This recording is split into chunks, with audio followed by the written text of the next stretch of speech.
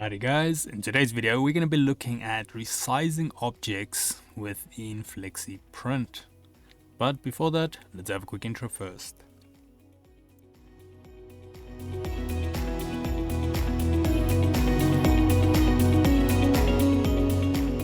So today's video can be found on softwaretraining.co.za. We make short and easy to watch problem solving videos, and we also have daily updates. Now if we head into the program here, now, like I mentioned, in today's video, we're going to be looking at scaling or resizing objects. Now, this is going to be similar to the rotation, but obviously we're going to be looking at scale. And what I mean similar is we've got two main ways to go about it. We've got the freehand way, which is you have a lot more control and it's quick. Or should I say not more control, but more freedom of control. And then we've got the second way, which is going to be way more precise. So that's if you're looking for exact measurements, but it's always or usually a little bit slower if compared to the freehand. So now let's do this. I'm going to add a little rectangle here or square. There we've got our little shape. Now we can transform this. Now with the freehand transform, make sure your selection tool is enabled here on your secondary toolbar. Should be the top icon, little mouse pointer, and then on our object we'll have little control nodes to show which mode we're in. So at the moment we've got these squares on all the edges and corners. Now if I had to double click this, as you guys can remember, we can go to the rotation and skewing, and then if I double click again, this is the more like the node editors, so we can go to other things. So make sure all these corners are square, because these ones can be confusing because you've got corners as well, but they're little round corners. So then we'll double click again. By default it should be on this one, so unless you've by actually double clicked, it should be on little square corners everywhere. So then what you can do is you can simply select one of these, any of these, and your left mouse button and drag, and it will scale. So let me show you. When I click this top one, you'll see my icon changes. Click this, then it will scale it. If I let go, it will confirm the scale. Now the difference between the corner scaling and the side ones is the corner will constrain your design without using hotkeys, and the left ones and the horizontal and vertical ones will not. So like you saw there, if I click this top one and I scale it, doesn't matter if I go right or left, it will scale it relative to both edges.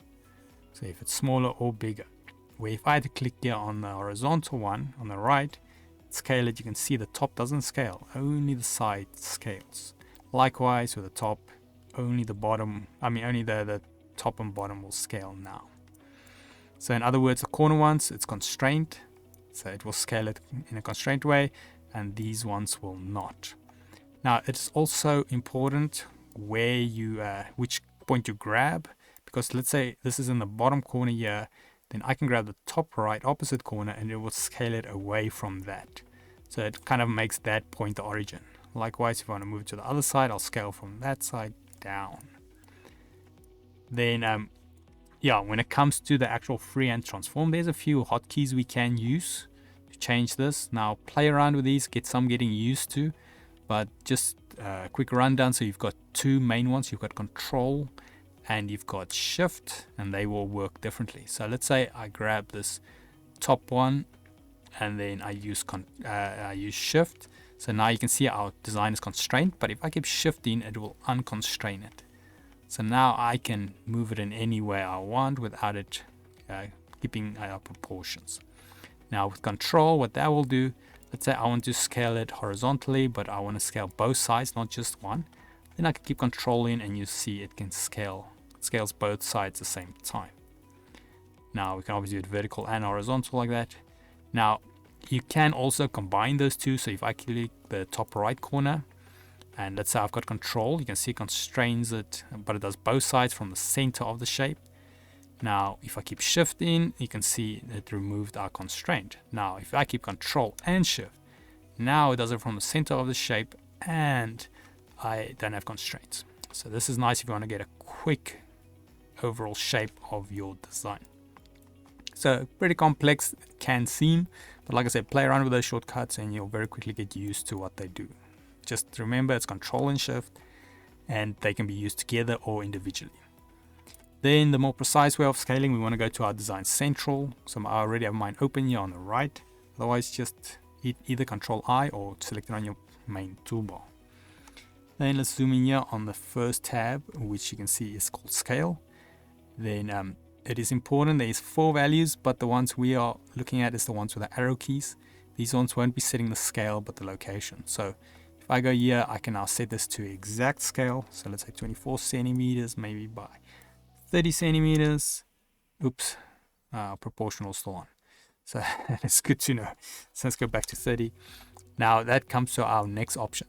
So that is this proportional. If this is enabled, if I scale any one of these, it will scale the other horizontal or vertical relative to what the overall shape is. So if I want to have the individual measurements for both of these, I have to click this one off. Then I can come on top here and then let's go 24, just enter, and make this one 30, just enter, and then you can see it is scaled it accordingly. So handy little tool over there. Then under there we've got the origin, like the same as rotation. So we can now from this panel decide which one of these points we want to scale it from. At the moment it's center, but let's say we go maybe bottom left. Then I'm going to put proportional on so you can see, and then if I scale it, you'll see it keeps the bottom left corner as the origin. Now likewise, you can set this to anything else. This may be the middle right. Now when I scale it, it will scale it around this point. But yeah, otherwise, so that is pretty much it on the scaling. Just a quick summary. So we've got the freehand one, which we can use these points, and then we can combine it with Control and Shift to transform it easily. And then we've got the more precise one under the design central panel, top 2 settings under the first tab, and then we can use proportional or the origin. It will scale around. But yeah, in the meanwhile though, if we head here to softwaretraining.co.za, you guys will notice we've got a variety of different softwares we do cover, and you can also isolate your search on the top right. If you do not, however, find the training videos you're looking for, just simply go here, request the training video, fill in the mini form, and then we'll do our best to try and make that for you. But otherwise, thanks guys for watching, and cheers.